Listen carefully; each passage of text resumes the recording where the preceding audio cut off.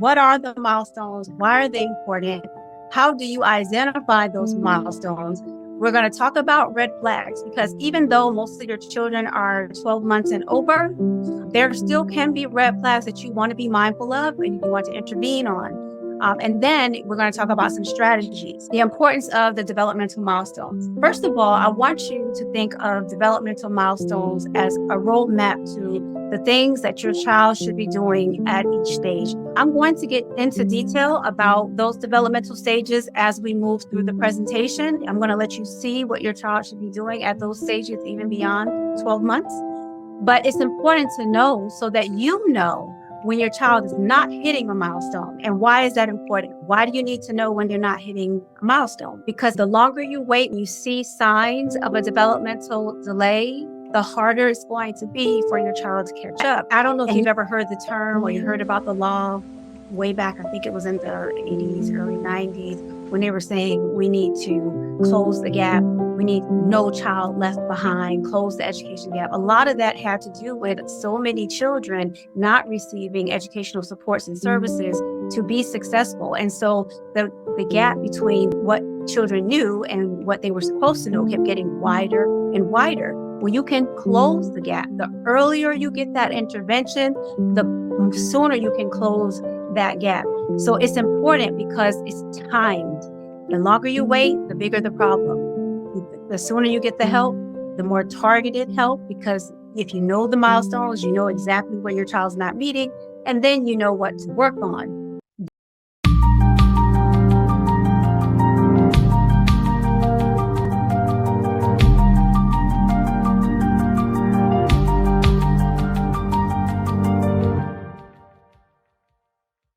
Hello, everyone. It is 7:01. It is time for us to get started with tonight's class. Tonight's class and every class in this series is sponsored by the Early Learning Coalition of Hillsborough County.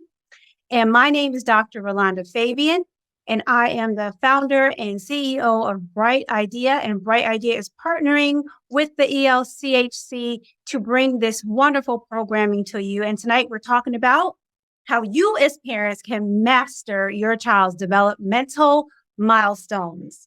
So one of the things I just want to make mention is, first, let me give you my disclaimer. I am not a medical doctor. I'm a doctor of education. That is why I can speak on these things, because this is what I actually studied and went to school for. But that being said, when I give you these tips and these strategies, these are all for educational and informational purposes. Everybody's situation is a little bit different, and I'm not advising you on what to do, but I am sharing with you the most current information that is out there so that you can make informed decisions for yourself. I hope that everyone in the room will be respectful tonight. We're all coming from different situations, different interactions that we've had today. We're all in a different place. And no matter where you're coming from or what your experience has been, it's valuable information for us to have tonight. You are as welcome here as anybody else. And so we're all going to be respectful and we're going to be engaging. There's going to be a couple of times I'll ask you to put in the chat, or I'll ask you to respond to a poll. I'll ask you some questions and you can respond. So I just want you to be engaging. That makes the training more fun. It also makes it more informative because your experience may be something that we just need to have, to know about, so that we all can be better. So anyway, this is what we're going to talk about. We're going to dive a little bit deeper into the milestones. What are the milestones? Why are they important? How do you identify those milestones? We're going to talk about red flags because even though most of your children are 12 months and over, there still can be red flags that you want to be mindful of and you want to intervene on. And then we're going to talk about some strategies, the importance of the developmental milestones. First of all, I want you to think of developmental milestones as a roadmap to the things that your child should be doing at each stage. I'm going to get into detail about those developmental stages as we move through the presentation. I'm going to let you see what your child should be doing at those stages, even beyond 12 months. But it's important to know so that you know when your child is not hitting a milestone. And why is that important? Why do you need to know when you're not hitting a milestone? Because the longer you wait, when you see signs of a developmental delay, the harder it's going to be for your child to catch up. And that, I don't know if you've ever heard the term or you heard about the law way back, I think it was in the 80s, early 90s, when they were saying we need to close the gap. We need no child left behind, close the education gap. A lot of that had to do with so many children not receiving educational supports and services to be successful. And so the gap between the what children knew and what they were supposed to know kept getting wider and wider. Well, you can close the gap. The earlier you get that intervention, the sooner you can close that gap. So it's important because it's timed.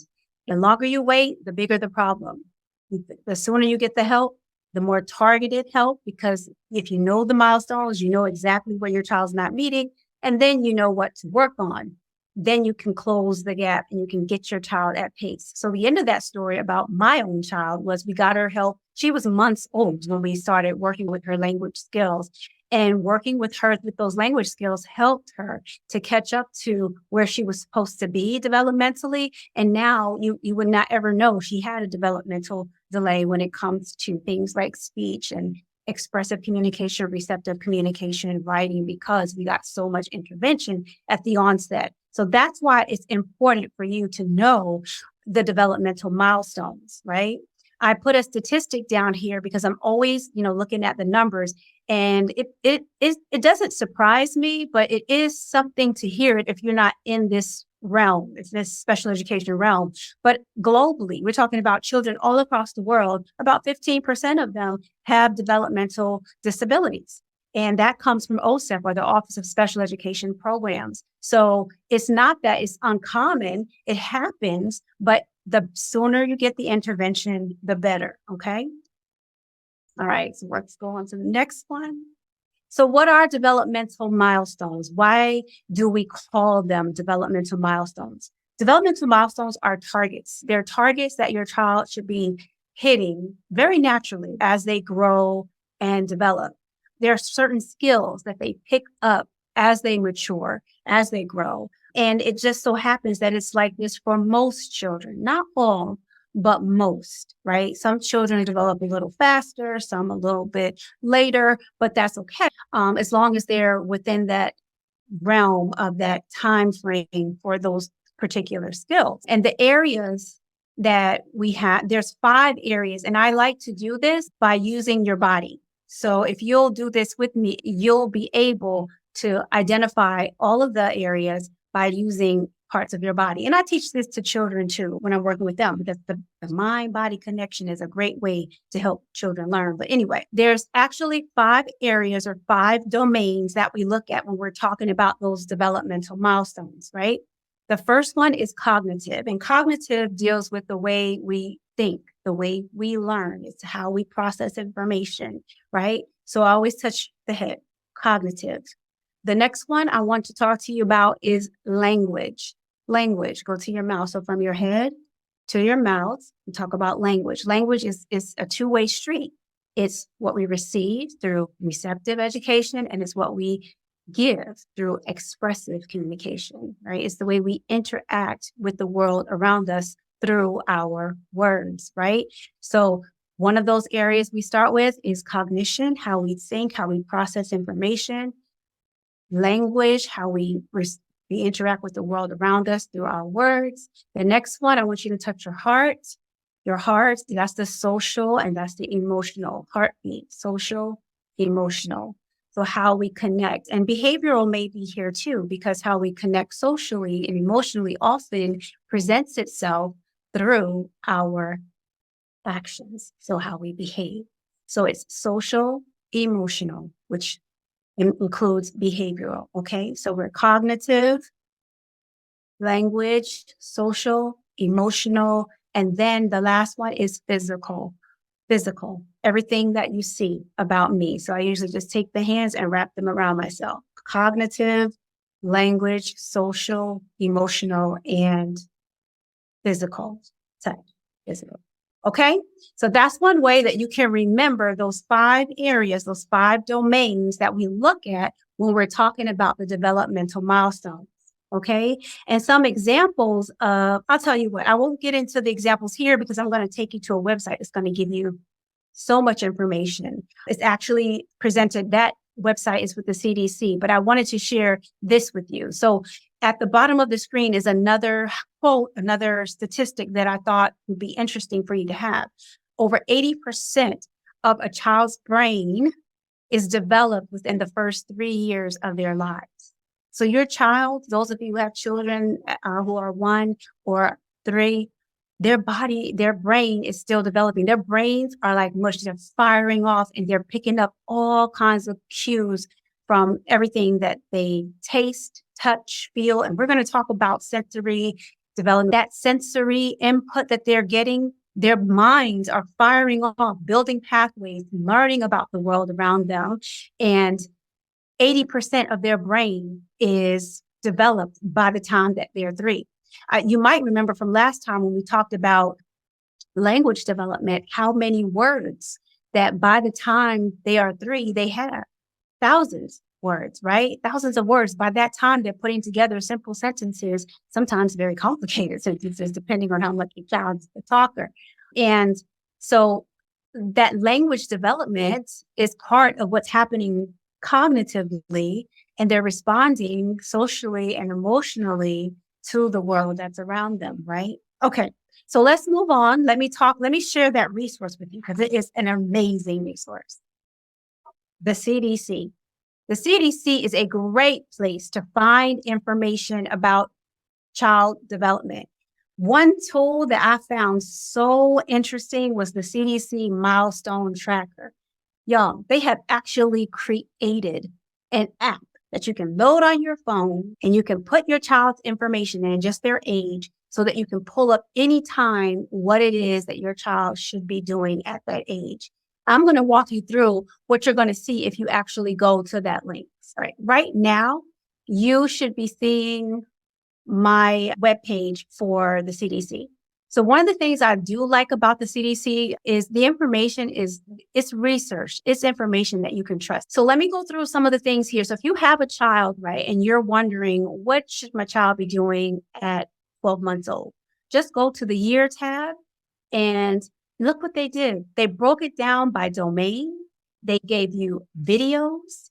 They gave you printouts. They gave you pictures of what you should be seeing, and they gave you examples. So instead of me like creating a chart, like last time I created a chart for language, what your child should be doing for language. You can just take this and pin this link and go to this link anytime. And so if I wanted to know what they mean by pulls up or stands, I can just click on the picture. There you go. Boom. They give you a picture of what that looks like. Okay. If they say something, how do I close it out? Let's see. Look here. Okay. If I wanted to see a video on that, I just click the little link here and it'll give you a couple seconds of a video showing you what that looks like. Right? So if you're wondering what your child should be doing at any of these stages based on your child's age, you can always come back here to the CDC's website, click on the age of your child, see the summary of what they have for that particular age group. They even have some things that you can use as a download, and the tracker. If you wanted more information about the tracker, you could just download the tracker and it will give you a link for how you can do that. Okay, it's right here, the Milestone Tracker. All right. So and share this resource with others. And because like I said before, the sooner you know about what's going on with your child, the better. If your child is not meeting a milestone, then you know that right away and you can immediately get help and help to close that gap, get your child the services and support that they need immediately. Okay. All right. I hope that was helpful. I'm going to go back to the presentation. Okay. So let's move on. All right. So identifying the different developmental delays. Now, this is where the rubber meets the road. Now that you know how to look and see what your child should be doing, the first thing you have to do when you're identifying a delay is first, you want to be honest with yourself. Trust your instinct, trust your gut. If it says this is what your child should be doing and they're not doing that, or they're doing that sometimes, or like in your case, where they started, like your son started talking and then stopped, Charlene, then that's important information to have too. And it's okay if you want to give your child a little time and you want to work with them to see if you can get that skill going. Because like I said, these are things that happen pretty naturally for most children. They pull up and they start walking and crawling and rolling on their own without you having to coach them through it. But if you have to work with your child on something, do that. And if you want to see if working with them can help them catch up, that's great. But if you see these three things, these are red flags. These are blaring signs that your child might have a delay and you need to work on that particular area. Okay. The first blaring sign is they never did it. They never started the milestone. If you have a child who's 9 months old and they haven't started doing the things in the 9-month category, or you have children who are over 12. And if you have a child who's over 12 months and that child is not speaking yet, then that is a blaring sign that they're missing a milestone, even if they started. So I'm going to skip down to the last one. They started the milestone. They were on track, but for some reason they stopped. You want to get that looked at. You want to work with a professional to figure out, hey, what's going on here? Because there could be an issue with hearing. These are the things I ran through with my own child. I thought maybe she's not hearing the world around her, which is why she's not making any sounds. Or I thought maybe maybe she's mute. Maybe she doesn't have the ability to speak. She's not making any sounds. This is, I know she should be by now, and she's not. So you want to just investigate. You want to dig a little deeper, right? So take the time to look into that. What we call that is regression. So if your child started a milestone and then at some point in the development, they stopped, that's a regression. That milestones happen in a progressive manner. You go from point A to Z in a straight line, sometimes a little crooked, depending on the child. Our children are all unique in their own way. But if your child is not moving forward, then what you want to do is you want to take note of that in that area, and you want to have that looked at. You can talk to your doctor about that. You can talk to the school about that. Even if you have a preschooler, you can go to the school. They have a program called Child Find. The program is called Child Find, and Child Find, their job is to intervene when you have a child that may have a developmental issue so that they can address it faster. They assess children for free. It's for free.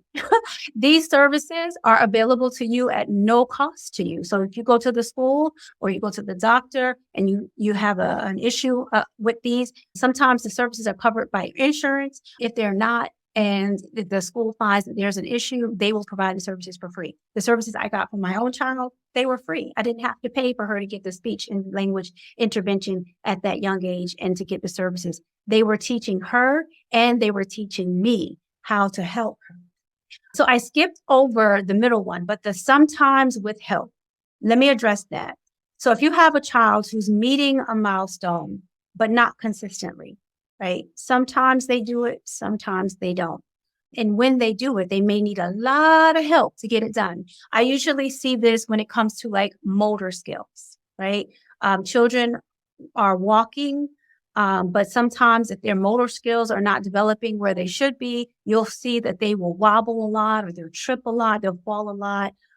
They may need some assistance with walking or ambulating around the room. So what you want to do is you say, you know what, my child is walking or my child is ambulatory, but they need a lot of help. Oftentimes I have to carry him or her, or oftentimes I need to put them in the stroller and it's to places that they can actually get to. Or they're tripping over things a lot. It could be a vision issue. It might be a motor issue. We don't know. And that's the whole purpose of having your child assessed early on, because you can identify what's going on. And like I said before, the help can be targeted. It can be specific to what the issue is. So if it's just a vision issue, then you can get glasses, right? Or if it's a motor issue, you can get occupational therapy or even physical therapy, right? So you want to pay attention to whether your child met the expectation and stopped, whether they do it sometimes, but with a lot of help, or if they never did it at all. Those are 3 ways you know that your child may have a developmental delay. And I just want to reiterate how early intervention is so important. It can reduce the need for special education services by 50% once your child is of school age. By all means, get in there and get the help as soon as you suspect that something may be wrong, okay? What if you're not ready to go the route of having your child completely evaluated to see if there's an issue? Just so you know, there is no obligation to do that. It's just a best practice. It's what we would advise parents to do to get help right away. But it is absolutely your choice. If you want to take the initiative and work with your child on these skills, you may do that as well. I'm going to tell you about the AIR method too. So the AIR method is an interaction and routines. That's the way to remember these. If you see or you notice the AIR needs to be changed, use these methods to get things going with your child. Sensitivity and attunement. What I mean by that is watch your child. When you know those milestones and that those milestones aren't being met, be sensitive to what is going on. Try different things. Pay special attention to those particular areas where your child might be faltering, because that's going to make you aware of what's going on. It's going to keep it in front of your mind, and you will do things differently, a little differently, to try to get them to meet the expectation.